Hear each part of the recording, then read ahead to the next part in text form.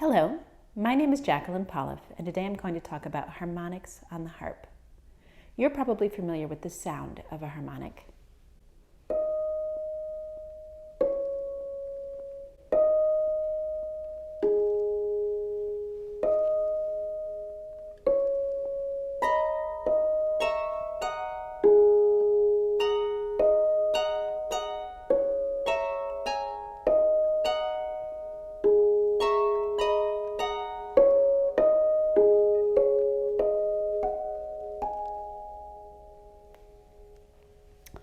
So I thought first I would talk about what a harmonic is. Then I'll talk about how to play them with the left hand and the right hand, because you use different techniques between the hands. From there I'll talk about a few sort of general considerations for harmonics, the range of harmonics, things like that. And then finally I'll talk about some specialized harmonic situations. Essentially, a harmonic is a special effect. The whole point of a harmonic is that it changes sort of the color of the sound. It gives a different sound. A lot of people say that harmonics sound a bit like bells. And harmonics are common to all string instruments. You can play them on the guitar, the harp, the viola, the cello, anything with strings. And the way that they work is that you just play a portion of the string rather than the entire string. Without getting too technical, the way it works is this. If you just play a normal string, that pitch is called the fundamental. And kind of hidden within that fundamental are these other possible sounds. The technical name would be a harmonic partial or an overtone. We usually just call them harmonics. And to find those hidden pitches, you have to just play a portion of the string. So the first harmonic partial is at the halfway point of the string. So what you do is you divide the string in half, and then you just play the top portion of the string. So you want to keep the bottom half from ringing and just let the top half ring. And if you do that, that will give you a sound that is one octave higher, so it matches that sound. And at the same time, it sounds a bit like a bell. There are other harmonics possible within the same string, the same fundamental. So next, if you go up 3/4 of the way up the string, so you're dampening this entire lower portion of the string, just playing the top quarter. The harmonic there matches the pitch a 1/12 above the fundamental, so an octave and a 1/5. And you can keep going and find others, but none of these are very common. Really, the only harmonic that is used on the harp is the one at the halfway point. Once in a while, sort of in new music pieces, you might find one of these other strange harmonics, but the one at the halfway point, sounding an octave above, is really very common on the harp. So that's the only one that I'm going to talk about today. Let's talk about playing harmonics with the left hand. The tricky thing about playing harmonics is that two things have to happen at once. You have to both dampen the lower half of the string and play the top half of the string simultaneously. And you could do what I was just doing, where you use one hand to dampen and one hand to play. But of course, that's kind of limiting. You really want your other hand to be able to do other things while you're playing the harmonic. So harpists had to come up with a way to put those two things all into the same hand.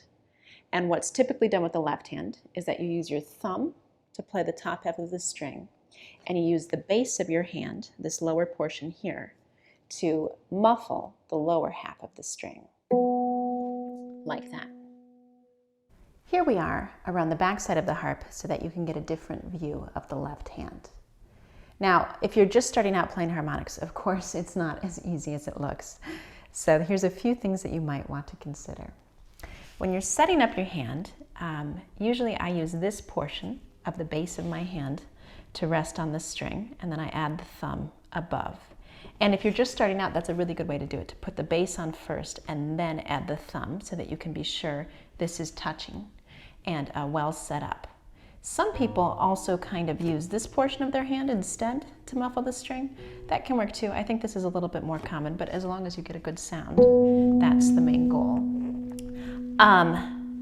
And when you're playing the harmonic, timing is really the most important part, because you want to be pushing in with the bass, pulling out with the thumb, and letting go with everything all at the same time. If you let go with the base of your hand too soon, you'll just get a regular note like that.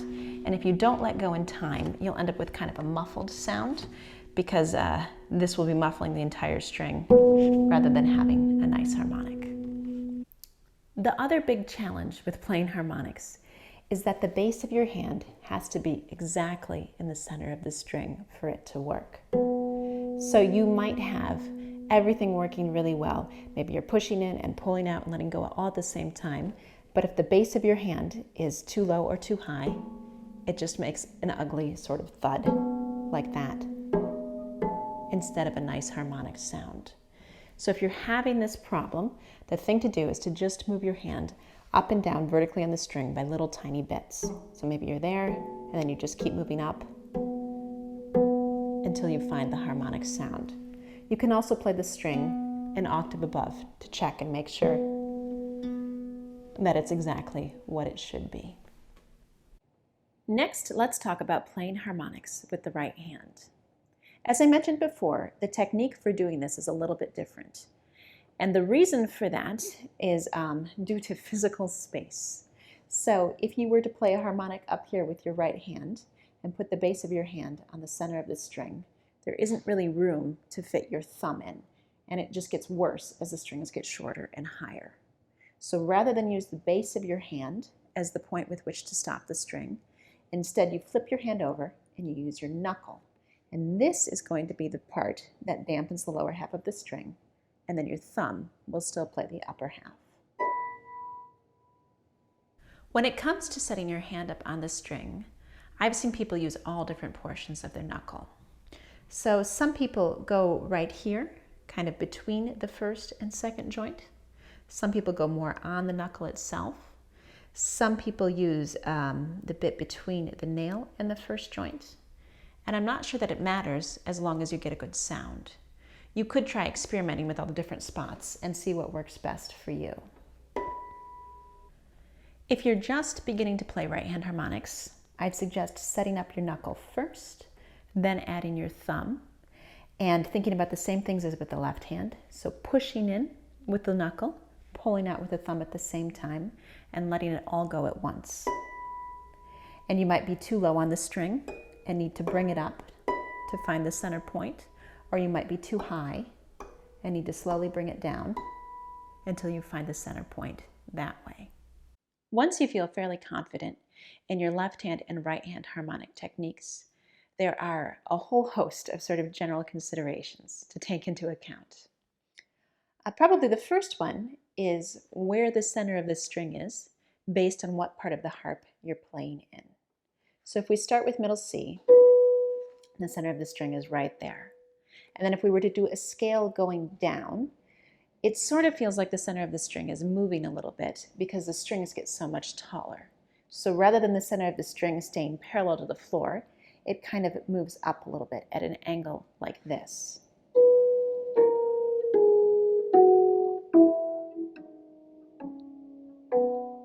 So as you're playing, you have to keep boosting your hand up a little tiny bit to remain in the center of the string. And then the opposite is true if we were to start here and go this way. So again, the center of the string is not parallel to the floor, but it's making a slight downward angle like this that matches the length of the strings.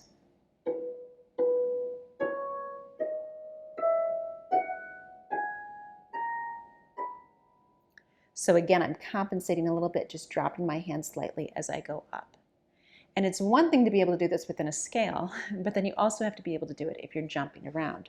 So maybe you're playing a middle C harmonic, and then you have to jump to this lower one. So you have to move your hand quite a bit upwards in order to remain in the center of this string. The opposite would be true if you were going from here to here, although it's less of an adjustment because these strings proportionally are not that much shorter up here than the kind of very steep change in the length of strings from here to here.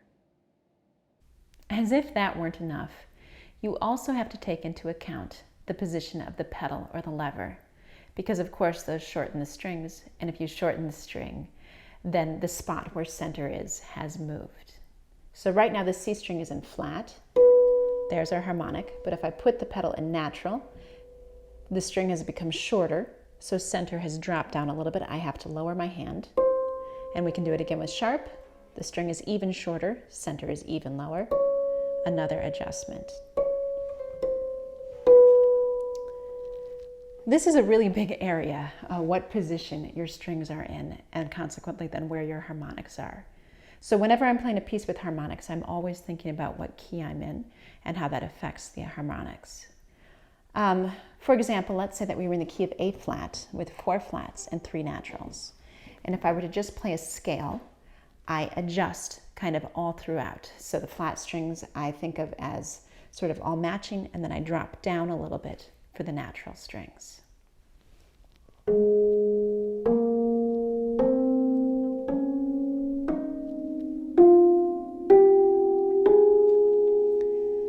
And while I'm doing that, I'm still thinking about the general position of center, so sort of the slight angle as you're coming up the scale. That center is not parallel to the floor. There are also a few considerations to take into account if you're composing using harmonics. The first is that harmonics are really only suited to the middle of the harp.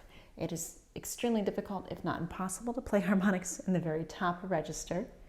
And they generally sound best on the gut and nylon strings. So when you get down into the low register with the wire strings, although they're still possible somewhat for the first few wire strings, you just don't get as nice of a sound. So here would be a regular wire string. Then here it is with the harmonic. And there's still something of a sound there, the bell-like quality. But as you get lower, the bell sort of diminishes and they become, I guess, less interesting. So usually composers only write harmonics from the G, an octave and a fourth below middle C, up to the F, an octave and a fourth above middle C. So basically just the notes that are on the staff. That's almost a 3-octave range. Another point is that harmonics tend to be on the softer side when it comes to dynamics. So although you can change the dynamic of a harmonic, if you were to play a harmonic at forte, it would not match the forte of a regular sound. For example, here's kind of a piano harmonic, and then I can make it a bit louder. But if I were to play the same string regularly at a piano and then at a forte, the forte is just much louder than the harmonic played at forte. And finally, when it comes to notating harmonics, you use the standard harmonic symbol, so an open circle, and you notate the pitch where it is played rather than where it sounds, like most string instruments. So if you wanted to write this string as a harmonic, you would notate this, the G, a fourth below middle C, with the harmonic symbol, and then the sound that you hear would be an octave higher. Finally, I wanted to talk about a few specialized situations for harmonics. And I guess these are really all based on the idea of wanting to be able to do a lot of things at the same time, but only having 2 hands. So if you were to use both hands, of course, you could come up with all sorts of combinations. You could play a harmonic in your right hand and a regular note in your left hand at the same time. Or you could play both hands in harmonics. But sometimes you might want to be able to do that all in one hand. Let's start with playing a harmonic and a regular note at the same time. So what you do is pretty simple to describe, but of course takes some practice. You set up your hand in the harmonic position as usual, and then you just use another finger to grab a lower string. So I'm going to play this G as a harmonic and this C as a regular note. And my finger, you can see, is in a really weird position for the C. You would not normally play this way. But the whole trick to doing this is that you have to retain the harmonic position with your thumb and just sort of let this finger come along for the ride. So I focus on playing the harmonic, and then I just kind of let the other finger play however, because that's pretty easy to just get a natural sound off of that note. You can also do this at different intervals. So you could play a harmonic up here and use your fourth finger and play a regular note an octave below, like that. So actually you're getting a sound that's 2 octaves apart when you do that. And again, I focus on playing the harmonic and just sort of let that happen down there. You can also do that same thing with your right hand, where you would play the harmonic, and then usually I use my fourth finger to play the regular note at an interval below. But it's not that common to do it with the right hand. It's far more common to do it with the left hand. And this next one, playing 2 harmonics at once, is only done with the left hand. Playing 2 harmonics at the same time is really complicated because you have to have 4 points of contact with the strings. So you have to be touching the center of both strings with the base of your hand in 2 different points, and then you also have to be playing the top half of those strings at the same time. So generally what you do is, in addition to using the usual spot on the base of your hand, you also kind of use along here to set up on the second string. So you can just sort of think of laying your hand on the strings, really pushing in with both spots on the bass. Then you add your thumb, as usual, for the top harmonic, and then you can use either your second or your third finger for this lower harmonic. And then you have to push in at the bass with both sides of the base of your hand and play at the top all simultaneously. That's how you play 2 harmonics at once. Usually when I do that, I really focus on the lower harmonic because that's so strange. This is sort of your typical harmonic setup up here with the thumb, but this one feels like your hand is quite contorted. So I focus on that one as I'm playing. You can play double harmonics at a variety of intervals. So there was the third that I was just doing. You could also do a second. You could do a fourth, or you could even do a fifth. Although usually you don't get much larger than a fifth because you kind of run out of hand to be muffling the second string at the bass. So usually for 2 harmonics at once, which can again only be done on the left hand, you don't get larger than a fifth. You can play 3 harmonics all at the same time in the left hand, although this is not terribly common. It comes up once in a while. So it's the same idea as the double harmonic, just an extension. You use even more of the side of your hand as the contact point and lay that along the strings. Then the thumb plays the top string, second finger plays the middle string, and third finger plays the bottom string. And there you have your triad of harmonics. Typically, you only do that with a root position triad shape. If you make it an inverted triad, then you have a 6th on the outside, which is kind of large. And it's already, kind of enough work. You don't want to change it up too much. So standard is just a triad of 3 harmonics simultaneously. In conclusion, I think playing really good harmonics on the harp is all about consistency. And I find frequently in my teaching that students might have pretty good technique in the way that they set up their hand when playing harmonics, but within repertoire, they can't always make those little tiny adjustments that are needed. And I think the repertoire doesn't really give a systematic enough approach to learning how to do that, how to adjust kind of no matter what key you're in, or whether you're jumping to a harmonic or just coming at it from the adjacent string. So I've written a book. Actually, there are 2 versions. There's a version for pedal harp and a version for lever harp. And it's an exercise book purely of harmonic exercises. So it goes through harmonics in all the different keys. This is the big reason why there's a version for pedal harp and lever harp, because you can play different keys on the 2 instruments. And then it covers, jumping to different harmonics and playing harmonics with just the left hand, harmonics with the right hand, harmonics with both hands at the same time, chromatic harmonics, and then harmonics in a regular note, 2 harmonics simultaneously, and finally 3 harmonics simultaneously. So if you're interested in that, I'll put a link below in the description. But I hope this video has been helpful in your pursuit of harmonics.